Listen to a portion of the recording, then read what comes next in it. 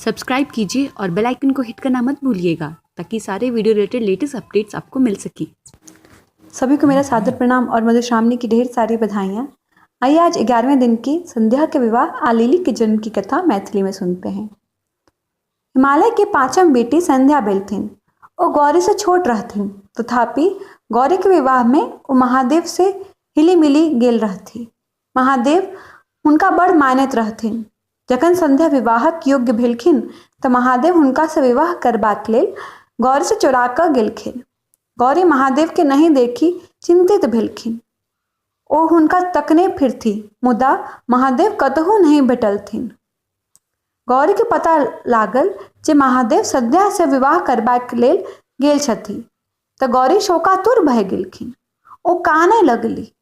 कनैत कनैत शरीर से घाम चलय लगलनि। घाम चलला से देह से मैल छूटे लगलनि।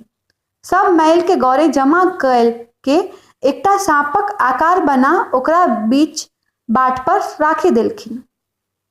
जखन महादेव विवाह का घुरला तऽ देखै छथि जे गौरी हबो ढकार भय कानि रहल छथि आ बाट पर मैलक सांप राखल छैक।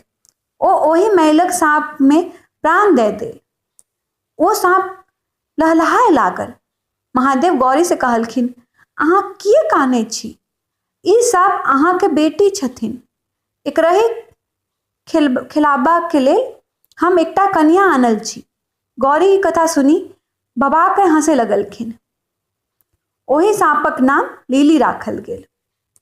चलो तो आगे सुनै छी लीली के विवाह के कथा। नाहर नामक एक राजा और ताती नामक रानी रहथिन। उनका 100 बेटा रहथिन। बैरसी जेठ और चनाई उनका से छोट बेटा रहथिन। बैरसी नौकरी लेल महादेवक ओतय गेलखिन। महादेव के एकटा बेटी लीली रहथिन। उनका एकटा नौकरक खगता रहनी। महादेव बैरसी के नौकर राखी लेलखिन। एक दिन महादेव बैरसी से कहलखिन, लीली के धर्म कुंड में स्नान करा के आप सुहाग कुंड में अंगूठा डुबा देव। बैरसी के सुनबा में धोखा भ गेलखिन। ओ उल्टे कह देलथिन।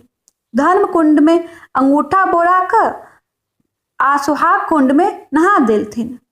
ते हेतु लीली के सुहाग तो बड़ पैघ्य भेलखिन, मुदा धर्मक लेश मात्र नहीं रहलनि। लीली विवाह करबा योग्य भेलखिन। बड़ ताके लागल। लीली जखन सुनलखिन तऽ कहलखिन, हमरा लेल बड़ तकबाक काज नहीं, हम बैरसी से विवाह करब।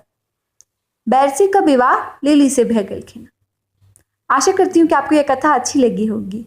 इसका अगला भाग दूसरे वीडियो में। धन्यवाद।